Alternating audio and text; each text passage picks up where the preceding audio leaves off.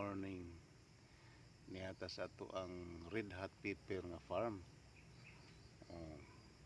Dito na yung laglaag diha kay magtumban mo nang kuan. Gaya kong ero nga bodyguard. Pataka ra sa lubog ganing sili matumba. So sa kabuwan na ni Kapin, hapit na magduha kabuwan. Tag-as na namuwak ng ato ang sili. Unya na ay mais nga atong gi-intercrop, medyo niguwa na sad ang iyang buwak. Murag namuwak na, padung na mamuso ni. Pero wa pa ko'y nakitaan nga puso. So, okay. Okay di atong intercrop ang mais. Kaya ang mais,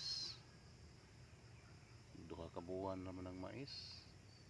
So, igo-igo sad nga duha ka pin. Igo-igo sad nga mamunga atong sili, maharbis na ato ang mais. So, makaon na ka og kaharbis sa mais. Kaya ang sili 75 days man yung hybrid. Ayan ako yung Bisaya, gitanam nga Bisaya dito, dugay nga Bisaya, mga 90 days.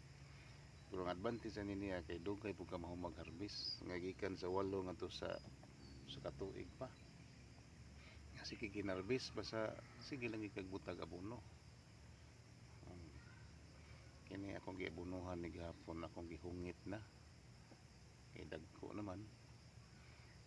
Kaya itong itinubig, dali ra mo absorb, pero ako nabantayan nga labi ng 14-14 dugay kay mahilis.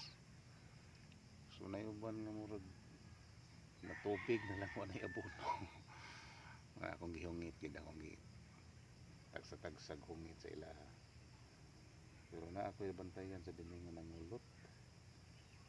Sa problema ning nangulot ingon sila kuwangan ko ng vitamins, kuwangan ko ng calcium o potassium, napuiban nga strips or mites. Sa tinuod ani anya palitan og medisina. Anya kay kini nagsugod tawa patay palit, kuwang kitag puhunan. Muna yung problema sa ining farmers, kaya na ipalitonon nga medisina wa may kwarta palit. So muna ang farmers problema sa. Okay, bye bye.